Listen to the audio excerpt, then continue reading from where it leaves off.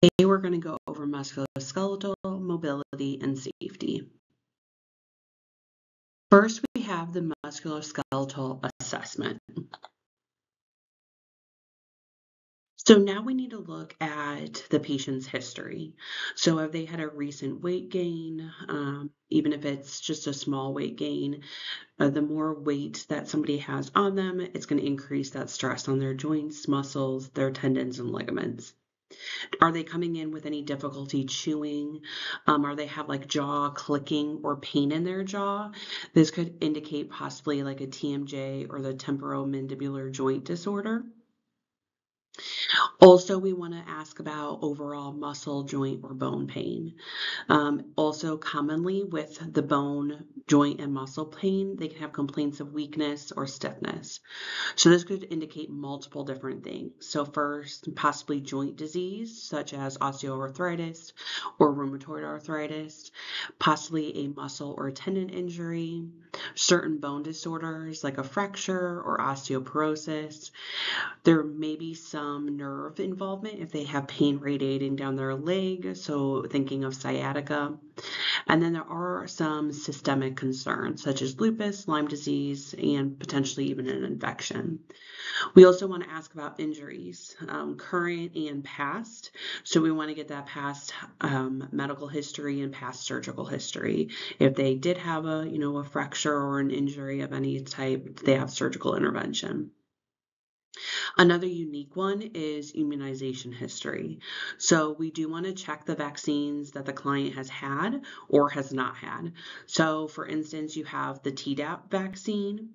If somebody is not up to date on their Tdap vaccine and maybe they stepped on a rusty nail or cut themselves on something, then we're worried about tetanus, which can actually cause muscle rigidity, spasms, and locked jaws. So that's why we want to know if they've had that vaccine. Another one is just your influenza and COVID-19. If you think about it, when somebody has influenza or even COVID-19, they have that risk of myalgia. So widespread like muscle pain or myositis, which is muscle inflammation. They can also have post-viral fatigue and weakness. And if they do have any chronic conditions like rheumatoid arthritis, it can cause exacerbations of those chronic conditions. So, and that's if they get the flu or COVID-19 because they haven't been immunized. Another one we need to look at is that chronic health history and those health conditions. So first you have diabetes. So if you think of diabetes, they may have some peripheral neuropathy. So are they having complaints of numbness, tingling, and weakness? Well, maybe we can think of that peripheral neuropathy opposed to per se just musculoskeletal.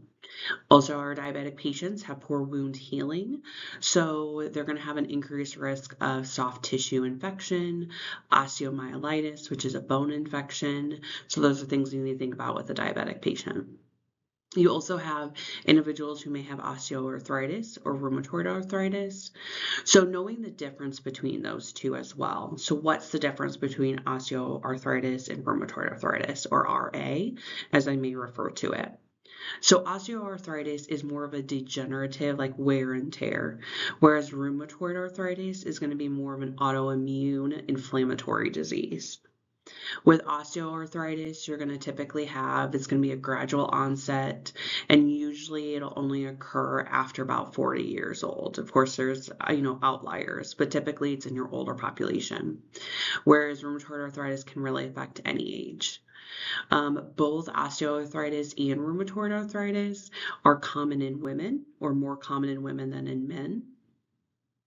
Also, looking at the difference between osteoarthritis and rheumatoid is the joints that are affected. So in osteoarthritis, there's going to be joints that are affected more in the weight-bearing joints. So think your knees, your hips, spine, and hands. So those quote-unquote larger joints.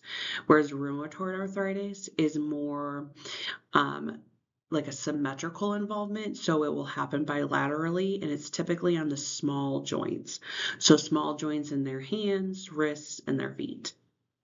When looking at pain, typically with osteoarthritis, the pain worsens with activity, and then it's also relieved by stress. Whereas rheumatoid arthritis, it's worse in the morning and it continues to improve with activity. So very opposite of each other. With osteoarthritis, typically there's no systemic infections, whereas rheumatoid arthritis, they may get some systemic infections that would cause fatigue, weight loss, and even potentially a fever. Then next, you need to look at another chronic health condition such as chronic kidney disease. So with the kidneys in chronic kidney disease, it actually causes a decreased kidney function. So that decreased kidney function can really throw off a lot of our electrolytes. And so with this, it can actually lead to impaired phosphate excretion, which then leads to hyperphosphatemia. So a high level of phosphorus or phosphate. This can lead to hypocalcemia. So when phosphate retention occurs, it will actually cause hypocalcemia.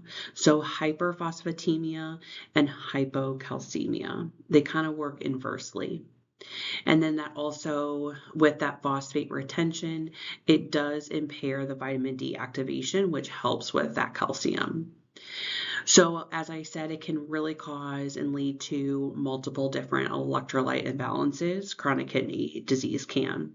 So on top of that, we also need to look at hyperkalemia.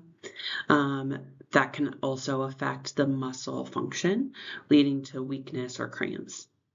Another thing is if somebody is on steroid use, especially chronic steroid use. So think of your individuals that have COPD or an autoimmune condition. Those steroids actually are going to weaken the bones and potentially lead to osteoporosis, which we'll talk in a little bit. It can also cause some muscle wasting.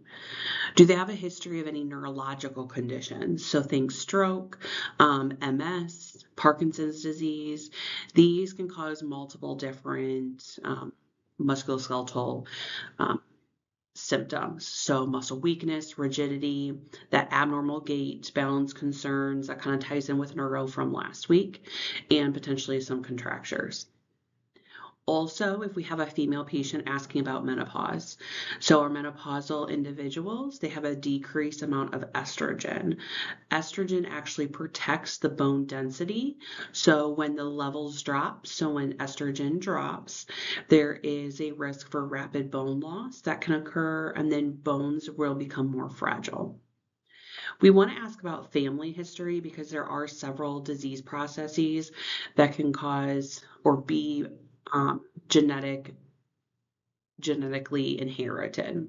So thinking of osteoporosis, rheumatoid arthritis, and certain types of muscular dystrophies. Then, of course, we always need to ask about, their activities of daily living and exercise. Are they able to exercise? Are they able to do the things that they normally can? So are they able to still wash the dishes?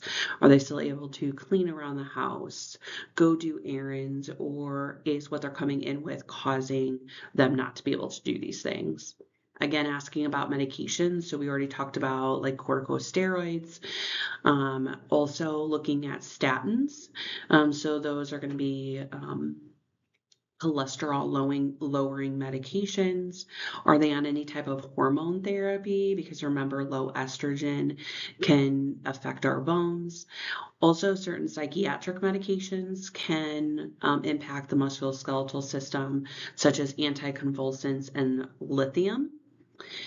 And then are they on chemotherapy? And then another big one that you guys should know is your fluoroquinolones. So those are that is a specific type of antibiotic. And this can actually cause tendon rupture. It's one of their black box warnings. So with that, if they have been on or currently taking any type of fluoroquinolone antibiotic, we do want to be aware of that, especially if they're coming in with any ankle pain. Also asking about tobacco and alcohol consumption.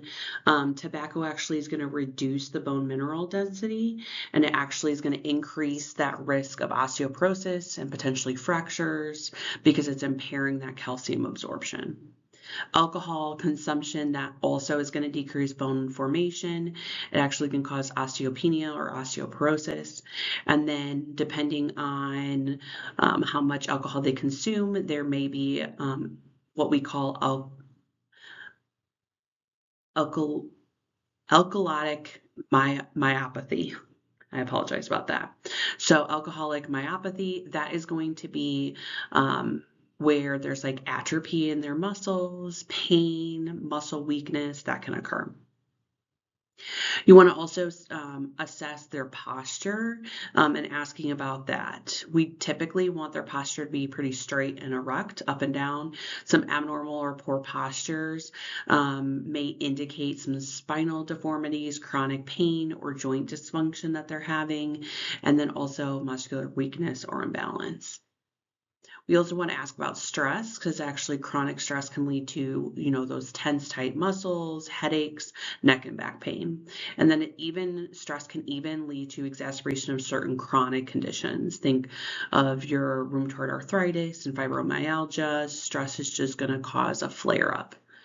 Also asking about diagnostic testing. So there's multiple different diagnostic tests, such as, your x-rays, MRI, CT scan. There's also such thing as bone scans. So that's going to detect any bone infection, tumors, or fractures. We also have something called the DEXA scan, DEXA scan. That's going to measure the bone mineral density, and it's looking at that osteoporosis risk, which we'll talk about again in just a little bit. It really has minimal radiation, but typically the patient will need to hold calcium and vitamin D supplements prior to getting that DEXA scan. And then, of course, you have your lab tests. So complete blood count, ESR, CRP, and then, of course, your big electrolytes we want to look for is your phosphate, calcium, and then also looking at that kidney function.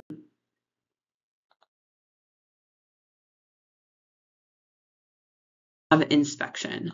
So on inspection, we kind of talked about on the last slide about posture. So with their posture, you may notice 3 different types of abnormal postures. So you first have kyphosis, then you have scoliosis and lordosis. So first, what is kyphosis? That is going to be an exaggerated thoracic, which is your upper back curve. So it's going to appear kind of rounded or a quote unquote hunchback appearance. So typically their shoulders are going to be kind of forward and rounded. Their upper back is going to protrude, and then their head may be even forward shifted. So kind of leaning a little bit more forward than the rest of their body. Common causes of this is going to be your age-related osteoporosis, just because of that vertebrae compression. You may see this in adolescence just due to poor posture, and then you may see it with some congenital deformities or degenerative spine diseases. Then you have scoliosis. So this is a lateral sideways curvature of the spine, often with like a vertebrae rotation. This can be common. You'll start to see this in teenagers. So it's going to appear like when they're standing up, like one shoulder or maybe even one hip are higher than the other. Their waist, because of that abnormal curvature, their waist may be uneven. So one hip, again, higher than the other. Common causes with this, most commonly it's going to be idiopathic, but you will see in some congenital vertebrae abnormalities or certain neuromuscular disorders such as muscular dystrophy or MD and cerebral palsy. So my niece, or not my niece, my cousin, Alice, she actually has muscular dystrophy and she has had multiple surgeries for scoliosis. And so it can be very, very prominent. For us as nurses to really assess this, we want to have the patient do a forward bend test. So they will bend forward and then we will palpate and inspect that spine. So first inspect it and then palpate down to see if that vertebrae is actually in kind of like that S shape. Typically it's pretty evident, but sometimes it's not, especially in those idiopathic causes in our adolescents, but they do this assessment frequently as children and adolescents are developing. Then you have lordosis. So this is an exaggerated lumbar region. So that's your lower back, inward curve. So they also can call this sway back. It's going to appear like that lower back arch is very pronounced. The abdomen is going to protrude pretty far forward. So unlike kyphosis where the head is kind of protruding forward, in lordosis, it's going to be more of your abdomen. Also, their buttocks may appear more prominent because of that increased sway, so abdomen protruding and their buttocks. This is very common in pregnancy. It can be common in obesity, if there's weak abdominal muscles, any type of lumbar spine disease, and then in some congenital conditions. So a good way that I can remember lordosis is, oh Lord, I'm having a baby. So think of your pregnant women. Typically, they are, because of the way the baby is sitting and shifting, they are going to typically have some lordosis. And then scoliosis, there's that abnormal curve. So I think like an S, and how their spine may look like an S. That's kind of how I can differentiate the two. So then next, after we've observed their posture, we are going to inspect their gait. So by inspecting their gait, it's going to provide information about their strength, their balance, coordination, joint function, and their neurological status. So we're inspecting obviously posture and alignment while standing. Then we're going to have them walk forward and back. We're going to check their stride length, their step rhythm. Are they pretty steady? Is their stride equal, shortened? We're looking for an arm swing to be pretty symmetrical. We want to also have them, when they're walking, look at their heel to toe pattern. So how are they walking? Are they walking on their tiptoes? Are they walking more on their heels? You also want to look at that base of support when they're standing there. Is their base support where their feet are pretty wide or narrowed? And then looking at when they are turning around, do they have that balance when they turn around to walk back towards you? And then the more obvious one is, while they are walking, are they utilizing any type of assisted device? So some abnormal findings you may see in this is like limping. Is there, an injury? What's going on? Why are they limping? Sometimes you may see some shuffling. Typically, if they are shuffling, that's going to be linked to Parkinson's. Also, do they have a foot drop? That could lead to a neurological finding. And then if they have a pretty wide-based gait, so their feet are pretty spread apart to give that wide base while they're walking, we're thinking of a cerebellar or balance issue. So I think of like MS, my father-in-law, he does have a pretty wide base gait. Sometimes it can almost look like they're shuffling, but it is not as prominent. If you have a Parkinson's patient, their shuffling is pretty prominent. And then next, you're going to look at the upper and lower extremities. So when you're looking at the upper and lower extremities, we do want to do that simultaneously and comparing for symmetry, so looking at it bilaterally. So in the shoulders, we want to look for symmetry. So looking at that they are at like the same height, that their size is pretty consistent on both sides. Again, if they are uneven, we're thinking potentially scoliosis.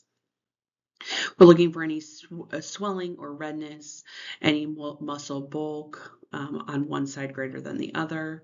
Then when you look at the arms, elbows, and forearms, we're looking for any skin changes. So again, is there any redness, bruising? We do want to look for any type of deformity, such as like nodules. We're going to think of like rheumatoid arthritis, especially in like the elbow region.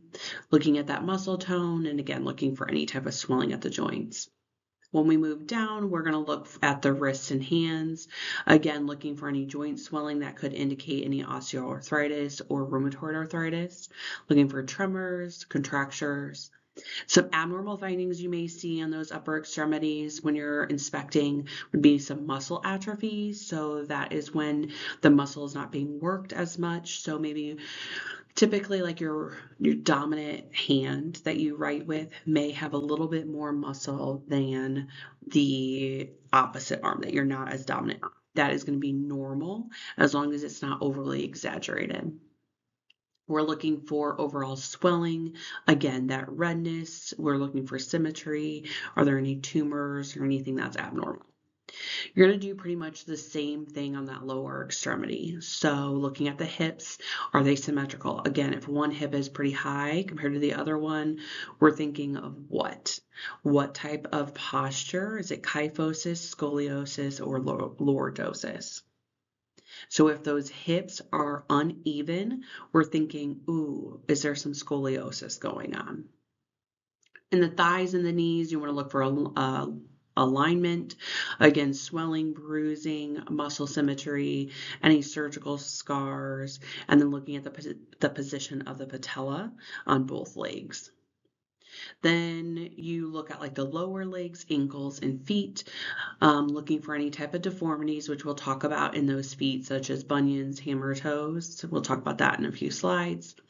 What's the arch look like on the bottom of their foot? So are they pretty flat-footed? Do they have a high arch? Looking at that skin integrity, again, swelling, edema, redness, all the fun things that you're going to always look for on inspection. Some abnormal findings that you may see is, again, muscle atrophy or wasting, especially if you're thinking like someone was in a cast. Well, when they remove that cast, there is going to be some muscle atrophy underneath that. Looking for those warm, if you do have warm, swollen joints, that may indicate an infection or inflammation, something's going on.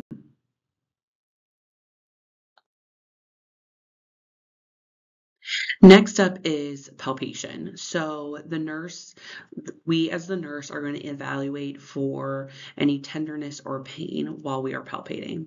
So this could indicate, of course, inflammation, injury, is there a fracture, possibly an infection, something's going on. We also will palpate for temperature changes. So again, if they have like a cool to touch region, that may indicate some poor perfusion. So bringing in a few weeks ago topic to this one. Again, if we feel warmth, we're thinking inflammation, infection of some type. We also will be palpating for any swelling or edema that can indicate some joint infusion, inflammation, some type of soft tissue injury. Another thing that's unique that we will be assessing for or palpating for is crepitus.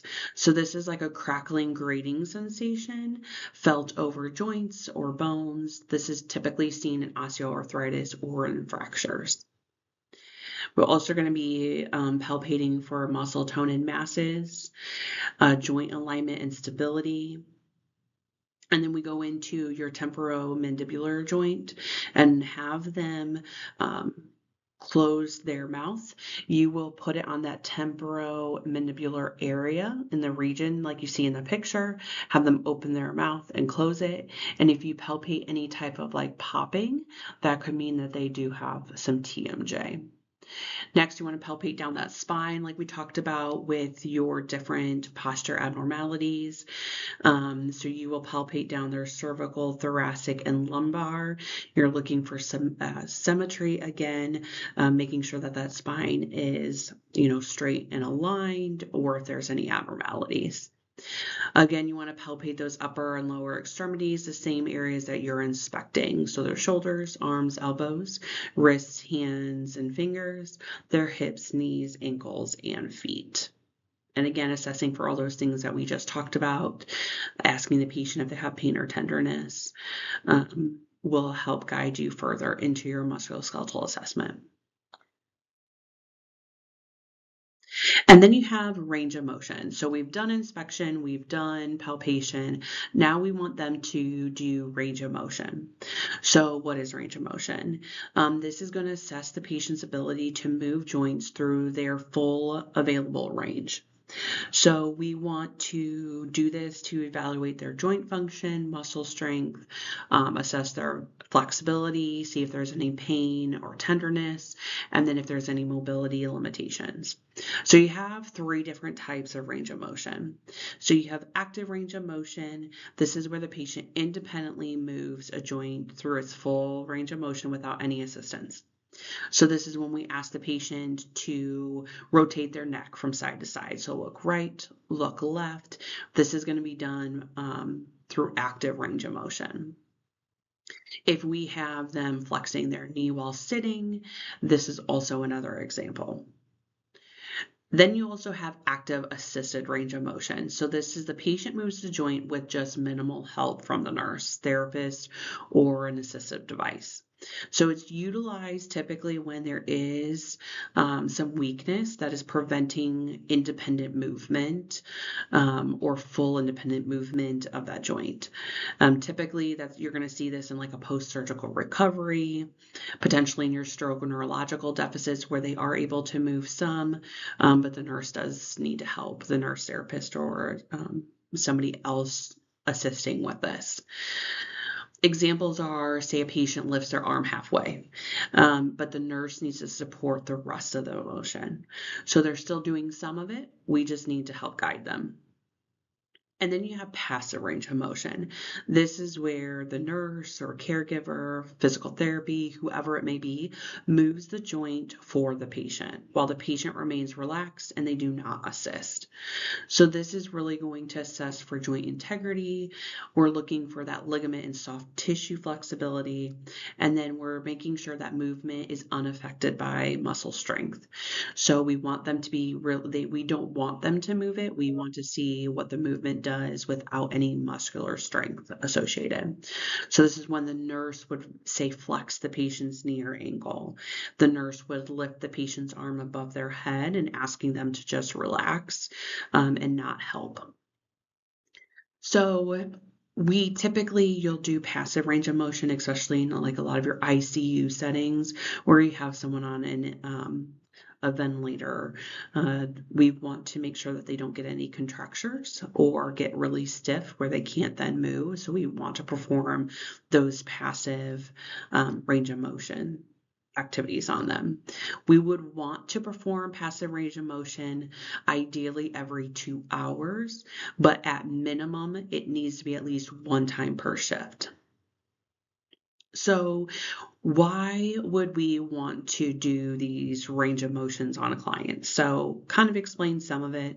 It really is going to help improve circulation, decrease any complications such as contractures, like I said, and then promote blood return and prevent venous stasis. So what are the different types of range of motion? So we're going to go into more detail per joint, but first you need to kind of know the terms. So flexion. So first we have flexion. This is where we are bending a joint so the angle decreases. So keep that in mind. Extension is where we are straightening a joint so the angle increases. That's how you can know the difference between flexion and extension. Hyperextension is where we are extending a joint beyond its normal neutral position. So for instance, for hyperextension, some people do have some like pretty flexible joints, so they can hyperextend certain joints abnormally. But hyperextension, if you're thinking when we're assessing like the cervical region, we have the patient, look forward, chin to chest. So that would be flexion. Extension is when they would bring their chin back up and they're going to look forward. But hyperextension is when we bend the head backwards to look up at the ceiling. That would be hyperextension. Then next you have abduction and adduction. So abduction, that is A, B as in boy, D as in duck. That is when we are moving a limb away from midline. So making sure we know what midline is. And abduction, so with the B, we're going to move that limb away. So then you have the opposite, which is adduction. A, D as in dog, D as in dog. So think of this, we are adding something toward midline. So we're moving the limb toward midline. So with this, a good way to remember is abduction. I'm abducting somebody, or I'm abducting that limb. So I am pulling that limb away from the midline. I'm abducting, like a child abduction, an abduction. And then adduction, you're adding to the body. So we're adding inwards toward that midline. That's just kind of a memory trick that I have to know the difference between the two. You then have rotation, which that's moving a bone around its central axis. You have circumduction, that is where you are doing a circular motion that is combining your flexion, extension, abduction, and adduction. You have pronation and supination. We'll get into more of that. That's going to be typically with your palm and forehand movement when we get to that slide. Same with dorsiflexion and plantar flexion. And then you have inversion and eversion. That's going to be with your foot. Inversion is where you're moving that foot inward, the sole of the foot inward. Eversion, we're moving the sole of the foot outward. And then you have protraction and retraction. Protraction, you're moving a body part forward. So say you're going to have them push the jaw outward. So like their bottom jaw, push it out. That would be protraction. Whereas retraction, you're retracting a statement, you're taking something away, or you're moving back. This is where you are going to be having your body part backwards, is where you're going to move it backwards. So pulling that jaw back in would be retraction. Elevation, that's just simply moving a body part up. Depression, moving a body part down. So those are just some good ways to, try to remember those different range of motions.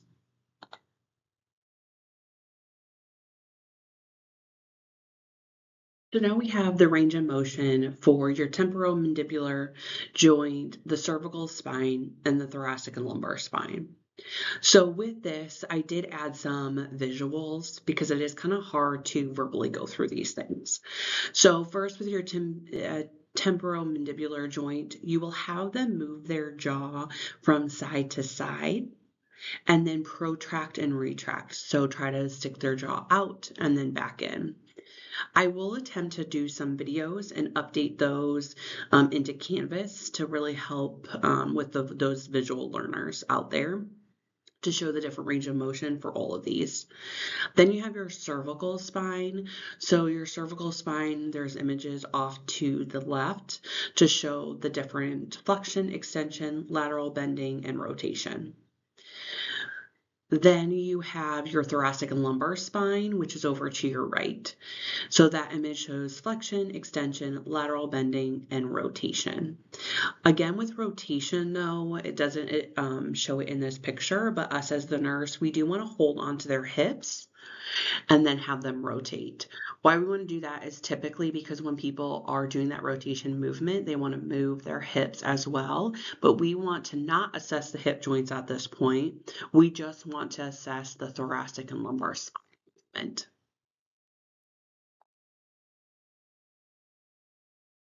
And then next you have your range of motion for your upper extremities. Again, I'm going to try to get a video for these and upload them to at least show you how these are done for my visual learners. So first you have your shoulders. So your shoulders, you want to do flexion, extension, hyperextension, abduction, and adduction, and then internal and external rotation. So there's some visuals on here, but not very many. Then you have your elbows. We want to do flexion, extension, supination, and pronation. So with supination and pronation, we didn't discuss this earlier. On the left-hand side, you have the elbow movement and normal range of motion visual. So with this, your neutral position is when they would have their hand with their thumbs up in the air, pinkies down. That is what we call a neutral position. So that is where we will measure our angle, quote unquote, off of. So supination is where your thumb would then go down and your palm of your hand goes up.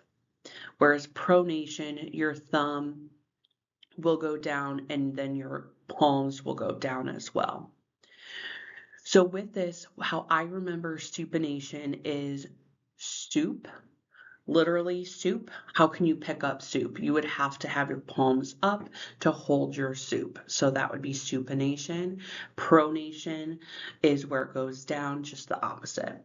So I remember when I was in health assessment years ago, they would say, no soup for you. And you would hold your soup in your hands. I hope that makes sense. Hopefully, when I get a video, it will make more sense as well. So those are your two unique ones for your elbow. Then your wrist, you have flexion, extension, radial, and ulnar deviation. So that picture is the bottom on the right-hand side. It shows where flexion, extension would be. There is hyperextension on that visual as well. And then radial and ulnar deviation. Radial is your thumb side, whereas ulnar is your pinky side. And then that picture also shows your hands and fingers where there's flexion, extension, hyperextension, abduction, and adduction. So adduction, you're adding it, so your fingers would go into a fist, whereas adduction, your fingers are going away from your palm of your hand.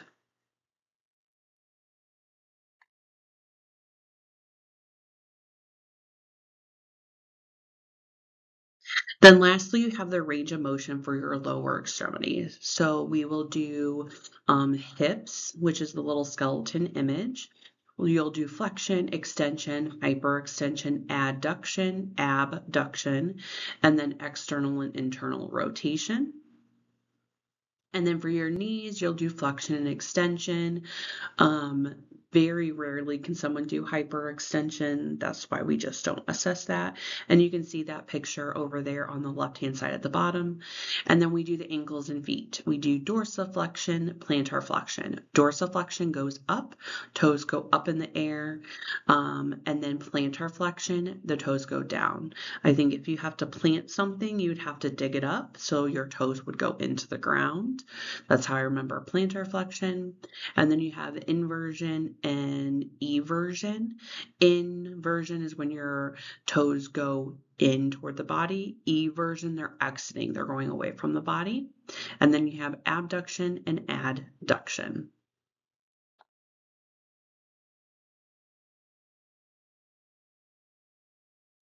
So another thing that we will test while we're doing range of motion is their strength.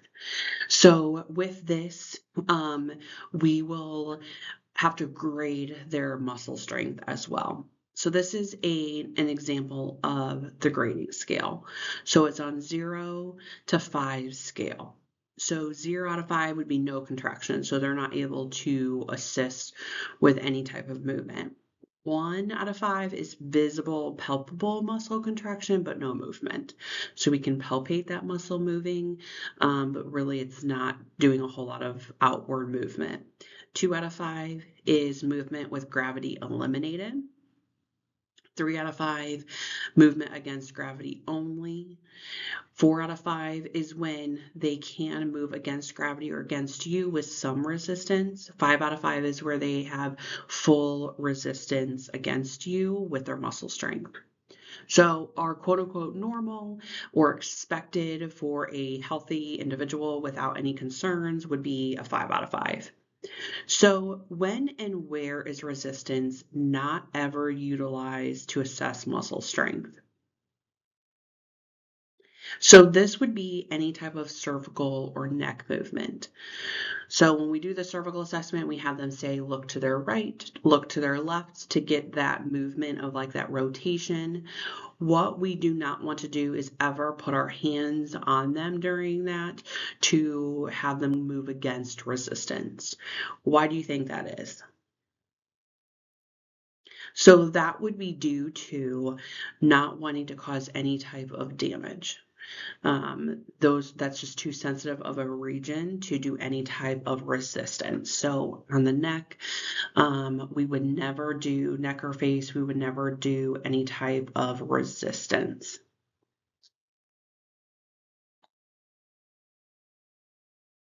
So then we have some special tests. So with these special tests, there's first the straight leg test. So if someone comes in, they're having some low back pain, potentially even radiating down their back, maybe into their leg, we want to do the straight leg test. So we would have them lie flat, so in a supine position. Then we would want to have them raise their leg to a point of resistance or pain. So if they hit pain, we would stop, and then we would have them dorsiflex their foot. Remember, that is toes up in the air is dorsiflexion. So we would want to have them do that. If that causes pain while they dorsiflex that foot, we're thinking there might be some herniated nucleus, something's going on, that we need to then further investigate in that lower back region. Then next you have leg length. So do we have a concern that one leg is longer than the other? This is when we would want to measure it. So we measure the leg from the anterior superior iliac spine to the medial malleolus. So we will take a measure of that. Your expected finding would be equal or within about a centimeter. So what could be a possible indication of an abnormal finding? So that really could indicate that maybe there is a congenital lung deformity. So this might be something that congenitally they have. So in kiddos, we would want to further investigate, or if they're an adult, ask them if they have any congenital deformities or congenital concerns. This also could indicate some type of trauma, some type of hip dysplasia, or some type of hip pathology, something going on with the hips. In teenage, adolescents, kiddos, we're thinking maybe possibly growth plate injuries. And then you may also see this in a post-total hip replacement as well. Then you have what we call the squeeze test. So the squeeze test is where we will actually squeeze their hand across their knuckle joints. You can also do this for the foot, so across the foot knuckles. And we would expect no pain. If there is pretty extreme pain or discomfort, we're thinking is there some type of psoriatic arthritis, rheumatoid arthritis going on. That would be for both the hands and the feet. Then you have the snuff box. So this is where we are going to palpate that anatomic snuff box. So that is this hollow area on the back of the wrist at the base of the thumb. So this is where you would press on it. There is a good image in your Weber book. Weber and Kelly book. Tenderness in that region, possibly a scaphoid fracture, some type of fracture is going on. Then you have the carpal tunnel test. So these are actually utilized pretty frequently for people who have concerns for carpal tunnel. So first you have the Fallon's test. So this is where you are going to have the backs of their hands against each other. So this is the image on the bottom of the lady. And what you would have them do is hold it there. And after about 60 seconds, if they have numbness, tingling, a burning sensation, that would be abnormal. So that would be positive for a potential carpal tunnel. And then you have your Tinel sign. So that is on the very top. That's a top image. So this is where you will percuss that median nerve in the inner wrist. So right where that nerve will be going through. If there is tingling or a shocking sensation, that would be a positive for carpal tunnel.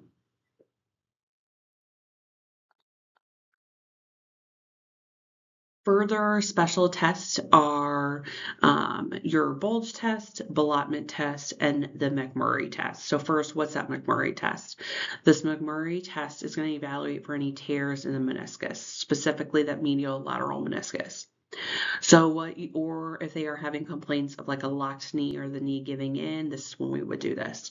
You'll have the patient lying flat, so supine. You'll have them flex their knee and their hip at 90 degrees. The image is up there on the right-hand side of this slide.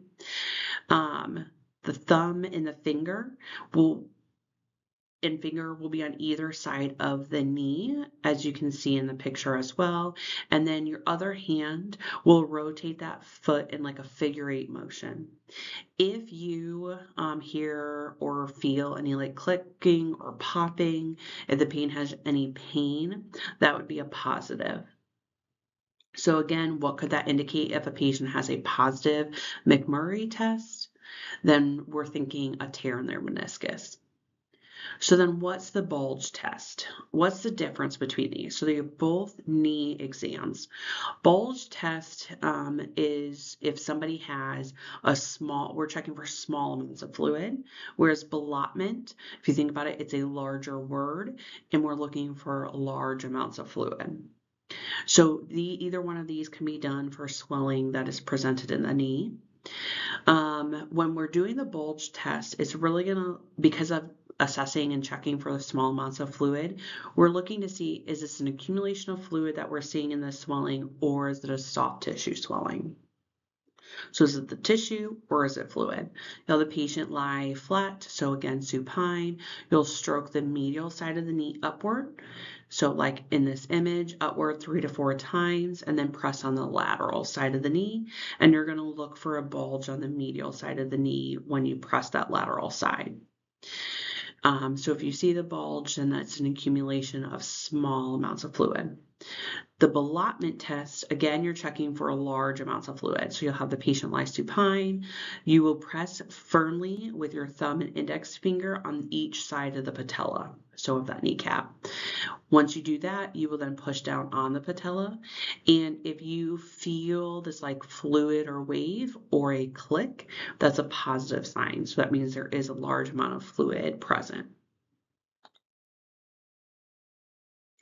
So some abnormal findings. So when we're doing these assessments, what are some things that we can see that are, not normal or not expected? So first you have rheumatoid arthritis. Again, that's a chronic autoimmune inflammatory disease affecting your joints. So typically, again, it's symmetrical joint involvement. So you'll see it on the right and the left, or the left and the right, however you want to say that. And then you will have pain, swelling, some stiffness, especially in the morning. The joints may be red and warm, and then if it's left untreated, you're going to see gradual deformities. With this, commonly it's going to be in like the hands, wrists, feet, and sometimes the knees. With this, it can actually cause boutonniere and swan neck deformities. So what is the boutonniere deformity? So that is the flexion of the proximal interphalangeal or PIP joint. And then there's a hyperextension of the distal interphalangeal DIP joint. So you can see that on the image here as well. So you'll see that on the right-hand side, the far right image of on the slide is your boutonniere, and then also the swan neck deformity. So the swan neck is the hyperextension of the PIP joint with flexion of the DIP joint. So you can see the two differences there. So when somebody has like a swan neck deformity, it can actually reduce the ability for them to like grab objects, and it can be painful. And then with the boutonniere deformity, the patient may have difficulty kind of straightening out their middle finger. Then you have like ganglion or ganglion cysts. These are non-cancerous fluid-filled lumps over a joint or a tendon. Typically, it's going to be seen in the wrist or the hand. It's going to look round or oval. It's going to be pretty smooth, but it will be firm. It potentially can be painful with movement, but typically it's not overly painful. And then that size of it may fluctuate. Again, it's benign. It can be aspirated or surgery can be completed if it is becoming symptomatic for the individual. So this picture, it shows that exhibits the ganglion cyst is on the left-hand side of the slide, kind of that middle picture. It's not labeled. And then you have osteoarthritis. So this picture is on the left-hand side at the very top. So this is a degenerative joint disease, and that is caused by that, it is characterized by the cartilage breakdown. So they may have joint stiffness, especially after activity, and then a bony enlargement, and it's usually asymmetric. So one side, maybe not the other. Common in your hands, knees, hips, and spine, so those bigger ear regions.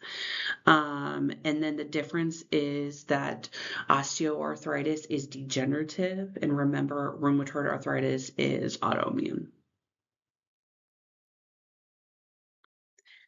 Then you have tenosynovitis. That is inflammation of the tendon sheath, often in the wrist or the hand. It can be caused due to infection. It, oops. It can be due to infection, possibly overuse, rheumatoid arthritis. You can see, and especially if you have a repetitive type of strain in that region, this can occur. So there'd be pain along the tendon, possibly some swelling. There'd be limited motion, and then potentially some crepitus would be palpated. Then you have your thenar atrophy, so that's the wasting of that thenar eminence. So it is just that group of muscles at the base of your thumb, and you can see that picture at the bottom right hand side. So typically you would have it here very flat. There would be a weak thumb movement and then difficulty gripping or pinching things with the thumb. Then with our feet, we have some abnormal findings. You have gout. So that is a form of arthritis caused by that uric acid crystal deposit in joints. Typically, it occurs very suddenly. There's severe joint pain, often more at night. It could be red, swollen, warm at the joint, particularly in the big toe. And then you'd have limited range of motion during those acute attacks. Then you have flat feet, which is pes planus. That is the loss of the medial longitudinal arch of the foot. So the foot appears pretty flattened when standing. The heel even may be turned a little outwards. And then typically a patient would have pain in like the arch or the heel with prolonged standing. Then you have a callus, that's a thickened, hard area of skin, typically due to repeated friction or pressure on that area. It's usually painless, and it's common on the heels, the ball of the feet, and their toes. The skin, because of the thickening, could turn almost like a yellowy color or grayish, just depending. Next, you have corn. So a corn is a small, concentrated area of thick skin caused by pressure or friction. This is typically going to be painful when pressure is applied.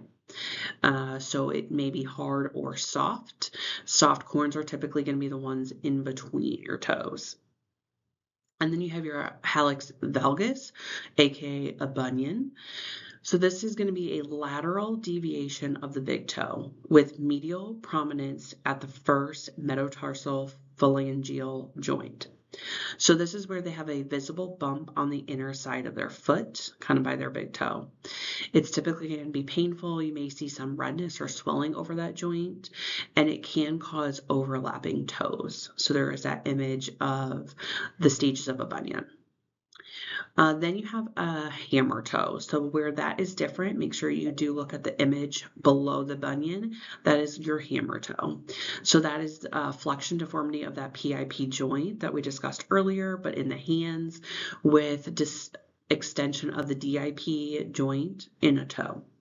Usually it's going to happen on the second, third, or fourth toe, and the toes essentially are going to appear really bent or like claw-like.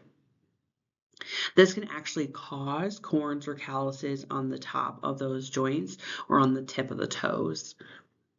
Then you have a plantar wart. So viral warts are typically caused by HPV on the sole of the foot. So these are going to be painful. They often appear like tiny black dots, and they're small, rough, and like kind of a grainy growth on that plantar surface. So next up, the concept of mobility. So essentially, what is mobility? So this refers to a person's ability to move. Can they move freely, easily, and safely from one position to another? And it also is going to include like their balance, their coordination, strength, and the range of motion necessary for those daily activities. So some key components of mobility is first joint function. So is there an adequate range of motion and flexibility in that joint? What about their muscle strength? Do they have the strength to move body parts, stand, walk, or lift objects? We want to look at the balance and coordination. So their ability to maintain posture and avoid falls, what their endurance looks like, that ability to sustain movement or activity without fatigue. And then we also want to assess that mobility also Um, assesses the neurological function, so proper signaling from the brain, spinal cord to the muscles, and that includes like assessing reflexes, sensation, and motor control. So essentially, why is mobility important? It's going to help maintain that independence in the activity of daily living for our patients. It's going to prevent complications of immobility, so prevent pressure ulcers, muscle atrophy, joint contractures, even as far as preventing pneumonia and DVTs. So think of those bedridden individuals. We want to make sure that they are still moving to help decrease those risks of pneumonia and DVT. So factors that are affecting mobility are going to be age. Older adults have typically a decreased strength and balance. Chronic illnesses, so arthritis, neurological disorder, cardiovascular disease, injury or trauma is going to affect mobility. Pain is going to affect mobility. It's really going to limit that movement. Certain medications are going to affect mobility, such as sedatives, muscle relaxants, etc. And then obesity or weight. That's going to really limit the range of motion and hinder endurance. So population at risk for mobility concerns. Again, your biggest one is going to be your age. Really, all ages are at risk, but older adults are at a higher risk. So statistically, 90% of hip fractures are going to be due to a fall in our more geriatric older adult population. Also, those at risk are those with disuse syndrome. So this is where individuals who are deconditioned. So especially our patients who have been in the hospital for a while and are on bed rest or maybe on the ICU, etc.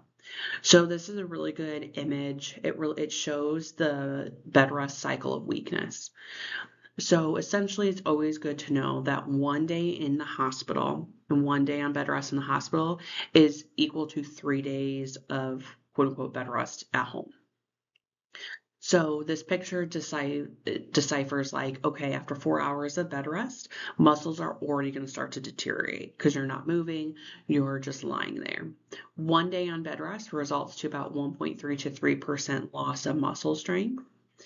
48 hours of bed rest results in reduced blood flow, instability of blood pressure and heart rate, and the start of a risk of ischemic injury.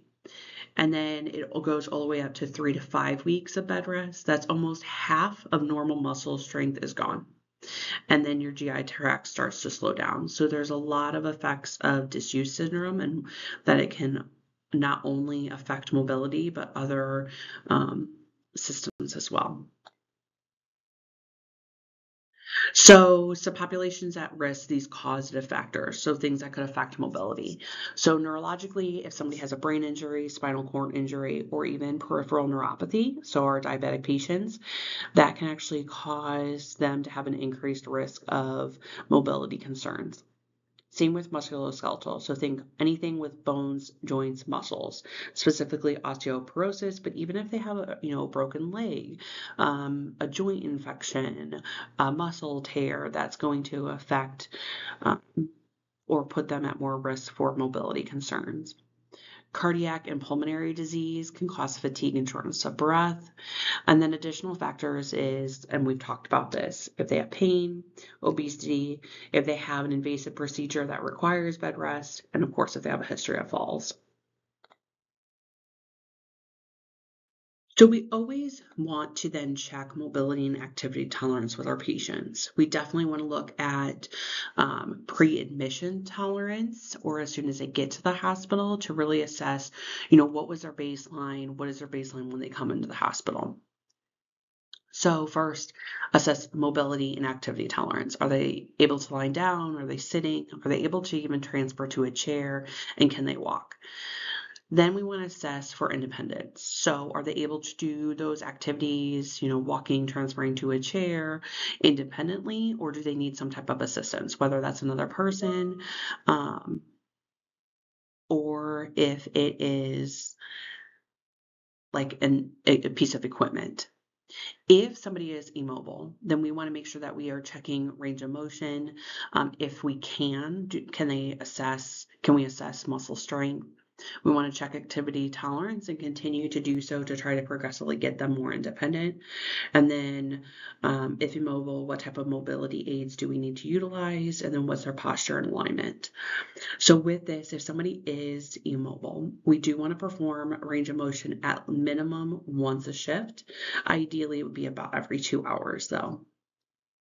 And additionally, if you are caring for a mobile client, making sure that we do provide education, not only on, movement, but also on educating them on good nutrition, keeping the sheets and the gown dry and clean, and then, of course, utilizing appropriate lift equipment when we're repositioning that patient. So next, what are the effects of immobility on the body? So if somebody is immobile, what's it going to start to do? So metabolically, it's going to decrease that metabolic rate. There's going to be a negative nitrogen balance, and it's going to affect that calcium absorption, which is your big one for that category. Then you have cardiovascular. What is it going to cause with your heart? So that potential of thrombus formation, the workload of the heart's going to increase, and then orthostatic hypotension. Elimination, there is urinary stasis, or kind of like that stagnant urinary flow, could potentially lead to renal calculi and peristalsis. Respiratory wise, we're concerned about pulmonary atelectasis, decreased oxygenation, and potentially some accumulation of mucus. And then musculoskeletal wise, just that reduction in muscle mass and potentially skeletal changes. And then for our skin, we want to assess for tissue breakdown and any ischemia. Another concept of mobility, there is a concept exemplar. So we're going to look a little bit further into osteoporosis. So really, what is osteoporosis? It's going to be the reduction of bone mass and deterioration of bone tissue, causing an increase of fractures. Essentially, the bones are becoming weak and brittle. This is not something that is curable, and typically fractures are going to occur more commonly in the hip, wrist, or the spine. Additionally, creation of new bone doesn't keep up with that loss of the old bone. So you can see in the image over here, a normal bone, of course, it's porous, but it is going to be more dense, whereas osteoporosis, it's not as dense, leading it to not be as strong. What are some osteoporosis risk factors? So there's a good visual aid here. Access leads to osteoporosis. So alcohol use, corticosteroid use, low calcium, low estrogen, smoking, and sedentary lifestyle. Those are your main big risk factors for osteoporosis. There's also other factors as well. Heavy caffeine and alcohol intake. Other medications besides just corticosteroids, but those are your main ones. If they have a history of fractures, are Caucasian or white and Asian individuals. Those who have a history of or currently are battling an eating disorder, a diet that is just low in calcium and in vitamin D, which is part of that access. If somebody has a family history, chronic inflammation, if there's especially early menopause can increase their risk, and then if they have a low body weight or a thin body frame. So recognizing some cues. So we want to make sure that we ask about current and past medical history. Have they had any type of surgery? What, if so, what was it for? Did they get any other additional treatments for the reasoning that they had surgery? What about certain medications? Family history, lifestyle. What about their pain? Have they had any recent falls or change in their mobility or ability to complete tasks or ADLs? What about assessing their vital signs? How's their psychosocial status? What about peripheral vascular? Are they having any numbness or tingling? With their muscles, we need to look at their gait, their posture, their joints, range of motion, symmetry, all those things that we talked about with the musculoskeletal assessment. Their skin and tegumentary, we want to look for bruising or redness, any changes or any skin breakdown, edema or swelling, and then that loss of sensory perception, which kind of goes hand in hand with the peripheral vascular system.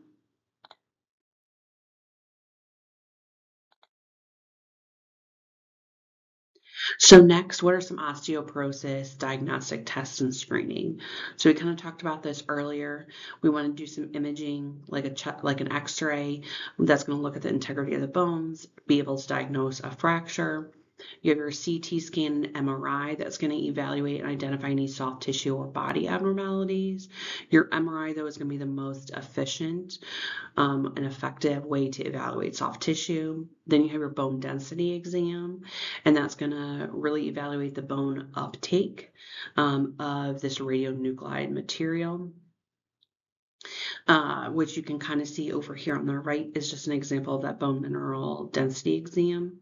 Then you want to check your labs, your calcium, electrolytes, your kidney function. If you do take an analysis of the joint fluid, needing to look at that. And of course, any type of biopsy, whether it's of the bone or the muscle. And then you have your arthroscopy, that is a visualization of the joint by injection of this radiopaque substance to evaluate the bones, cartilage, and ligaments.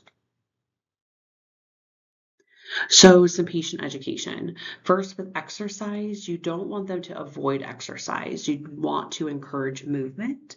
They just, however, may need to adjust the way that they are exercising just to decrease that risk of fracture. So just not any like high intensity, but we do want to have them engage in regular exercise.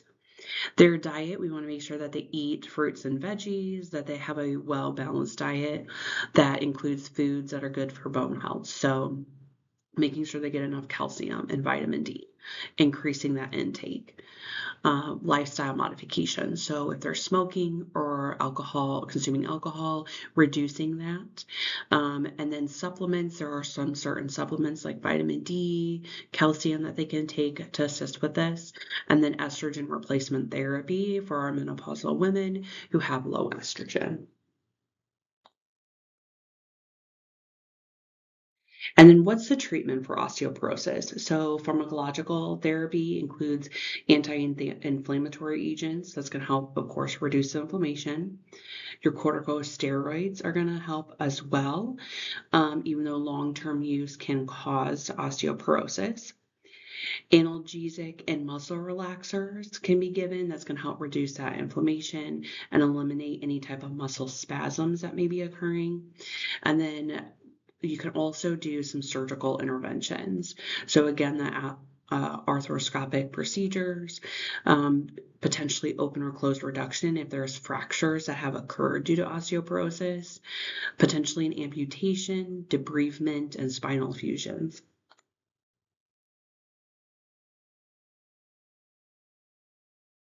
So osteoporosis nursing intervention. So what are things that we can do as a nurse? First, you have environmental modification. So these individuals do have an increased risk of falling. So making sure that we are making sure that area around their bed or even at home doesn't have things on the floor, that everything's within reach that needs to be. So like the call light, their trash can, any of their personal belongings, like a cell phone at that bedside table. At home, we want to make sure that we are educating them on like rugs, making sure that rugs are up off the floor, avoiding tripping hazards, things like that. Also in the hospital, we want to initiate fall prevention if needed. So doing the fall prevention assessment, which will be coming up here shortly in a few slides.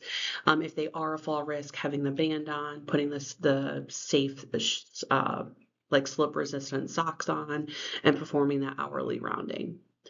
We also want to look at safe use of restraints. We'll talk about restraints and further into this presentation, but also if they are, if we are utilizing restraints on somebody that has osteoporosis, that we are being cognizant of that because they do have an increased risk of fracture. Making sure that they are still exercising and moving. And just because they have osteoporosis does not mean they need to stop movement and exercise. We do want to monitor for any skin breakdown, keeping that skin clean and dry, and then collaborating with any interdisciplinary team. So do we need to get PT and OT involved? For assistance with walking, with exercise, with movement, things like that. So then what nursing diagnoses would be applicable for somebody that has osteoporosis? Potentially impaired physical mobility would be one, activity intolerance, impaired skin integrity, and then risk for falls and risk for injury. Concept is safety. So what is safety? Safety is that freedom of psychological and physical injury, and it's a human basic need. If you look at Maslow's hierarchy of needs, safety is close to the bottom. Right after you have like a secure home and food, water, oxygenation. So healthcare must be provided in a safe manner. So that's within the community, at home, within their environment, and at the hospital. So us as nurses, we need to make sure that we are assessing for safety and making sure that our patient is safe within the hospital or at home if we're caring for them there. And then we really need to critically think about their safety to help promote, maintain, and restore their health. So safety through the nursing process. First, we need to assess the patient and their environment. Again, we kind of discussed this earlier in their environment. Are there tripping hazards? Are there electrical cords present? Things like that, making sure that environment is safe for them. Then we need to plan and perform interventions. So we need to provide that safe environment, whether it's at home or the hospital. So planning to do that and then performing interventions to keep that environment safe. And then lastly, we need to evaluate and checking the client's knowledge of medication use, how they administer their medications, if they have a history of fall, activity and exercise, environmental risks, and then their ADLs, and evaluate those safety measures. So national safety initiatives. We have two that we'll review in this presentation. The first one is the Joint Commission Hospital National Patient Safety Goals.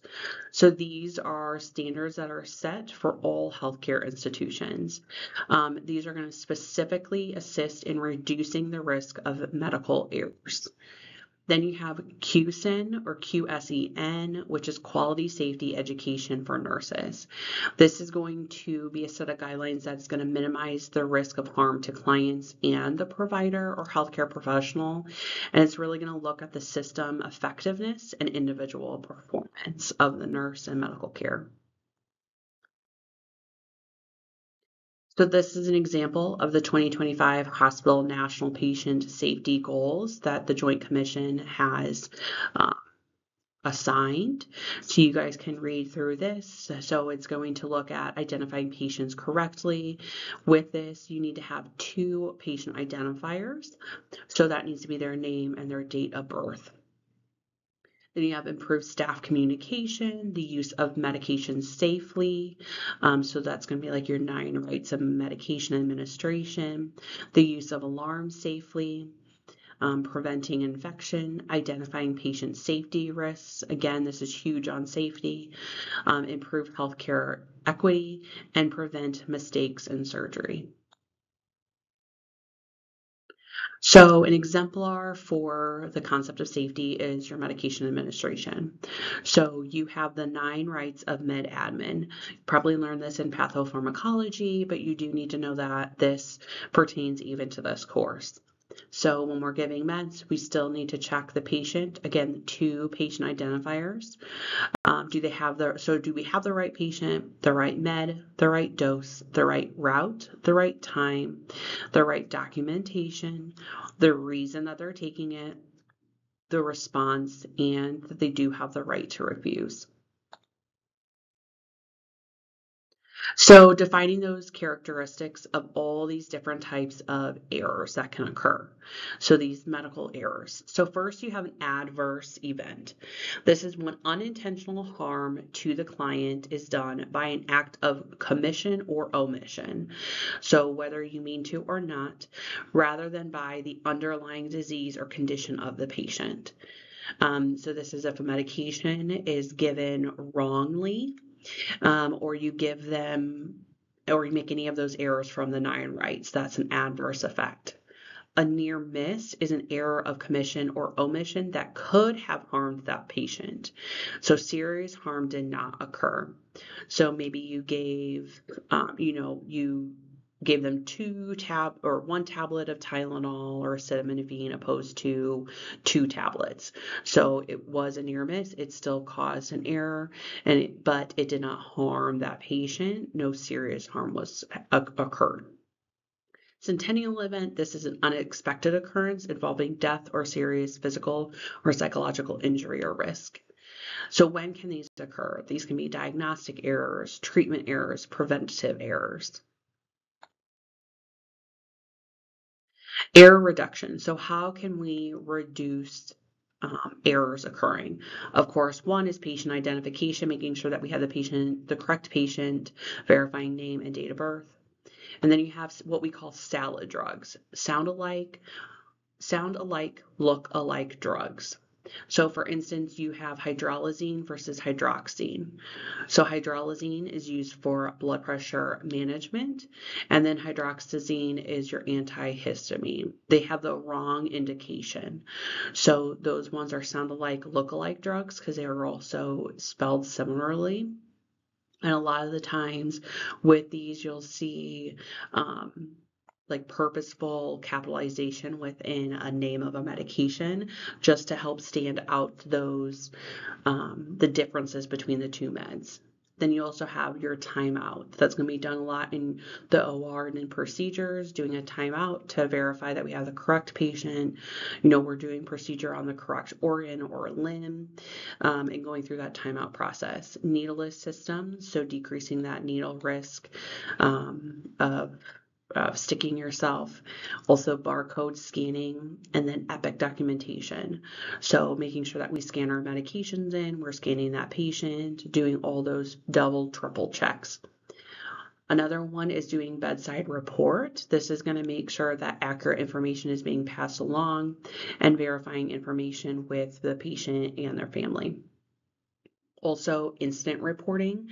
So anytime there is a near miss or a miss, something occurs, then we do want to report that. So it's either MIDAS or Verge. I'm not sure exactly what OSF is currently utilizing. They just recently switched. It used to be MIDAS. I think it's now being termed a Verge. So you want to report not only for the patients, but also because we want to collect that data to see what are some common reasons that accidents are occurring, and can we as a hospital change our policies, procedures. Also following HIPAA and social media policies, medication administration without interruptions, so making sure that we are administering meds and not getting distracted. And then of course, do not utilize any abbreviations that are not approved. So then medication reconciliation. So what is this? So this is also called MedRec. So what's a MedRec? This is when we are comparing a client's med orders to the medications that the client has been taking. This is going to help avoid any type of med errors. It avoids omissions, any duplications, any dosing errors, or drug interactions. So when do we need to do this? So this is when we're checking what the patient is taking versus the chart. We need to do this at every appointment. So any appointment that the patient goes to, it needs to be done upon admission, upon discharge, and then anytime we transfer that patient to a new unit facility, a MedRec needs to be completed. So medication safety concern examples. So we first have the Josie King story, and this is a YouTube link so you can watch her story. This is what happened. She came in with severe burns. There was an untreated infection and some dehydration. The nurses had assured that to her mom that she was fine, and then unfortunately inappropriate narcotics were administered. So it really demonstrates that lack of communication and how there were many avoidable errors.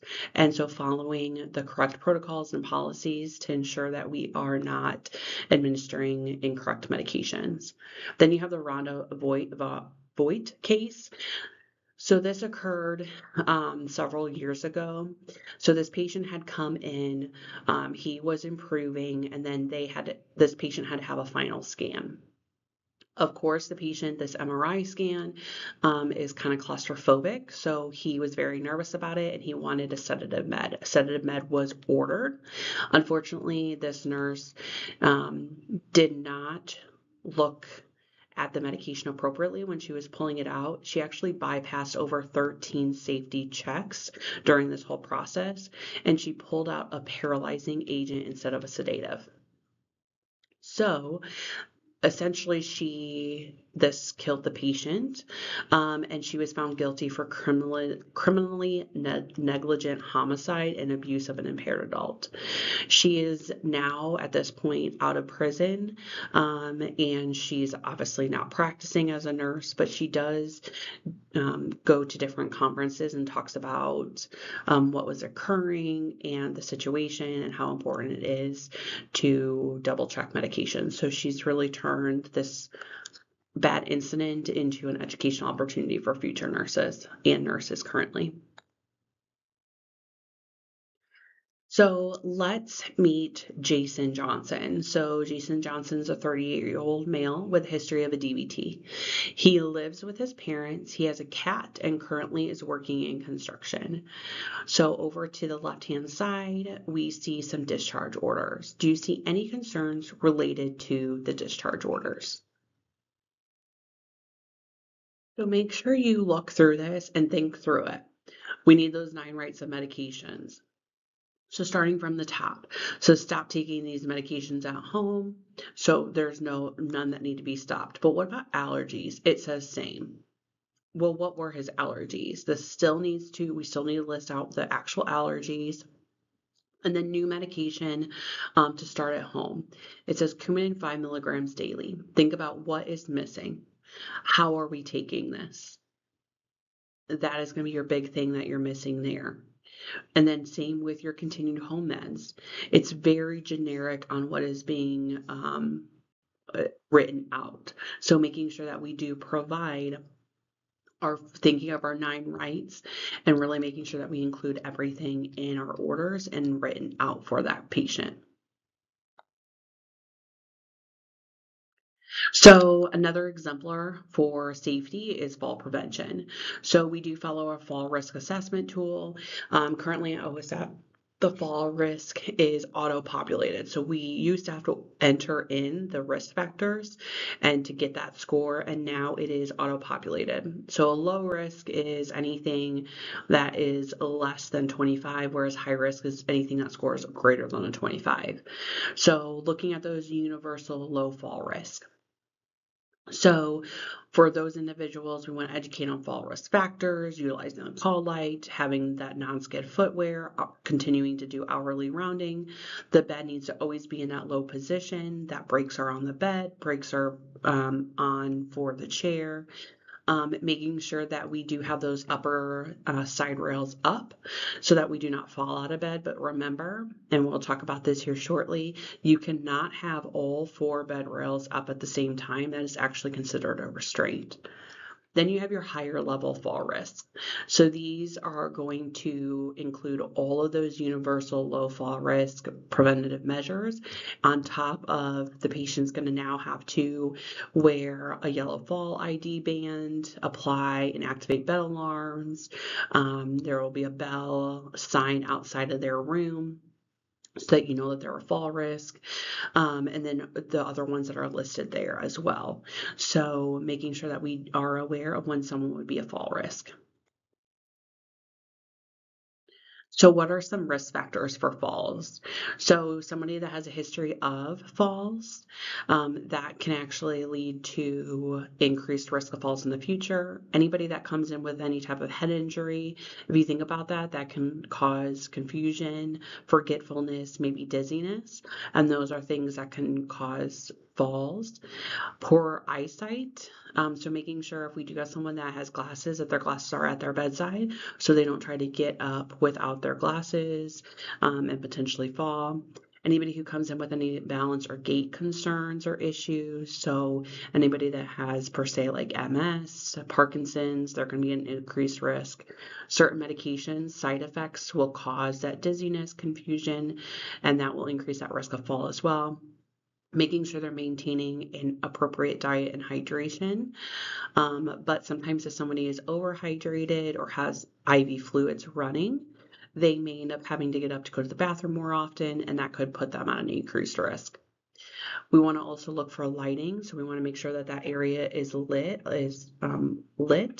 because if it's not and it's dark, that is going to be a tripping hazard. Also looking at tripping hazards, such as for cords, even in the shower because it's slick.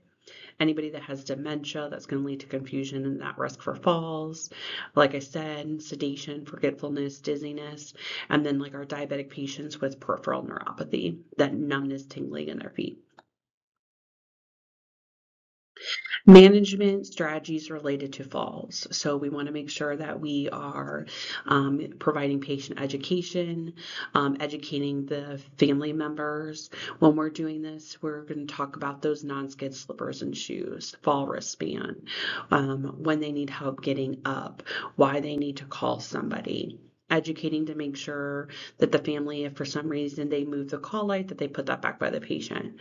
We want to also ensure that we have a culture of safety. So that kind of goes hand in hand with reducing call light fatigue. So us on the floor, we need to really make sure that if we do hear a bed alarm, that or chair alarm, that we get there promptly, so that our patients are saved. Also making sure that we're doing our rounding. It should be hourly rounding. Typically, it's going to be alternating between the nurse and the tech. So maybe on even numbers, it's a nurse; odd numbers, it's a tech doing some sort of rounding, making sure we're checking pain, potty, position, possessions, and any plus items. So that would be like the IV pole. Is it plugged in so that that's not beeping and that makes the patient, try to get up to plug it in? That's just leading them to that risk of fall. Making sure we're getting in PT and OT evaluations to help build that strength for the patient so that they can gradually become more independent. And then reducing that call light fatigue. Like I said earlier, it kind of goes along with the culture of safety on the unit. So treatment, what would we, the nurse, do? So it is important that we do medication reconciliation. That is going to help us identify if there is any meds that the patient is on that could lead them to have like that dizziness or sedative effect that could lead to an increased fall risk. We want to also make sure that we're up to date on our standard orders and protocols regarding fall risk prevention, making sure that we do have good teamwork with our peers, that we collaborate with them and have that open communication if we need assistance, whether that is with a fellow nurse, PTOT, or like an MOA, PCT on the unit. We also want to utilize and implement technology. So this is with your chair bed alarms. Also technology, thinking of correct documentation and following the fall risk assessment. Next, you have equipment to utilize to help reduce the risk of falls. So if you have somebody that needs to get up with assistance, utilizing a gait belt, anybody, whether they are a fall risk or not, should be in non-slip slippers or shoes. We do want to do that assessment of range of motion before we get somebody up. So if they're sitting at the edge of the bed, making sure we do test the leg strength, and how well they are able to move their joints to get up and walk.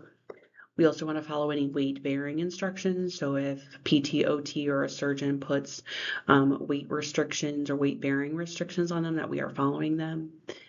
We can utilize certain lift equipment that you'll learn in lab, and then utilizing bed and chair alarms. So what are the nursing diagnoses for falls? Some ones that can be utilized are, of course, risk for injury, risk for falls, risk for trauma, impaired physical mobility, activity intolerance, pain, whether it's acute or chronic, and ineffective denial. So, what's another safety consideration here at St. Francis Medical Center and honestly most hospitals? So, one of them is definitely restraints. So with this, we want to utilize restraints as little as possible. It's only going to be necessary if they are medically causing harm to themselves. So think of you have a patient and they are trying to remove their NG tube or their IV or an arterial line. Those are reasons that potentially we would utilize restraints if they are getting in the way of medical necessity items. We would not utilize restraints if someone is just getting out of bed frequently and setting the bed alarm off. No, no, that we are not trying to just restrict them to bed. Your number one goal is to always be restraint free. So that is why you need to try to do alternatives to restraints, maybe more frequent rounding. What else can we do for that patient besides just slapping restraint on them? And then we would have to get a written order every 24 hours to renew that. Restraints are just a huge liability and a really high patient injury risk.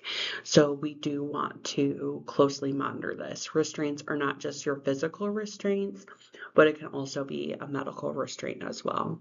And then we need to frequently document on our restraints the utilization, the orders, and then checking those sites of where the restraint is at to make sure there's no skin breakdown or irritation. And that is all. If you have any questions, please feel free to reach out.